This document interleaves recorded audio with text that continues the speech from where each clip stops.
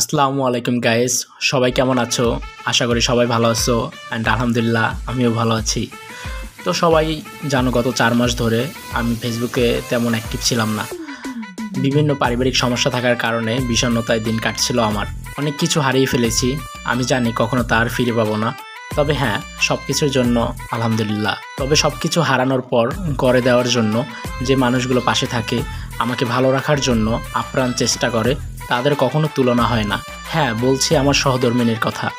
যখন আমি সব হারিয়ে শূন্য, সে সব কিছু গড়ে দিয়ে দিনের পর দিন আমাকে মেন্টালি সাপোর্ট দিয়ে করেছে পরিপূর্ণ। আর এই পরিপূর্ণতাকে আর এক ধাপ এগিয়ে নেওয়ার জন্য আজ যাচ্ছি রাজধানী শহর ঢাকা। তো আমরা নতুল্লাবাদ থেকে পদ্মা সেতু হয়ে ঢাকা যাওয়ার উদ্দেশ্যে দক্ষিণাঞ্চলের দুরন্ত গতির সাকুরা বাসের থেকে 2টি টিকিট কেটে নিলাম।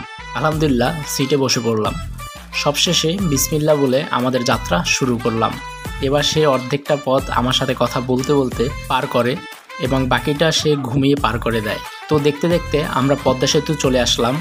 যদিও একটু বৃষ্টি ছিল, যে কারণে পরিবেশটা আরও একটু রোমাঞ্চকর হয়ে উঠল।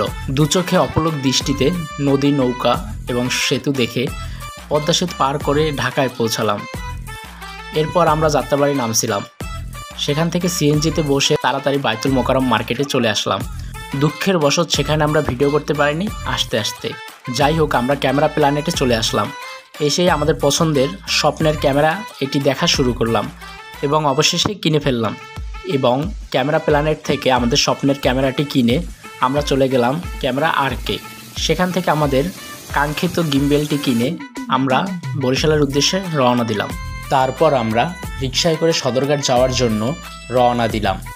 অবশেষে আমরা সদরঘাট গিয়ে পৌঁছালাম এবং আমাদের বরিশালের ঐতিহ্যবাহী বিলাসবহুল লঞ্চ পারাবত 18-তে উঠলাম এবং একটি কেবিন করে আমাদের মূল্যবান জিনিসপত্রগুলো রেখে আমরা দুজনে একটু বাইরে বের হলাম। দুজনে একটু ছবি তুললাম এবং আপনাদের সাথে আমাদের মুহূর্তগুলো শেয়ার করলাম। তো আজকের ভিডিও এই পর্যন্তই। আমাদের সাংসারিক জীবনের জন্য সবাই দোয়া করবেন এবং এখনই আমাদের ইউটিউব চ্যানেলটি এবং আমাদের ফেসবুক পেজটি সাবস্ক্রাইব ও ফলো করে আমাদের সাথেই থাকুন। ধন্যবাদ।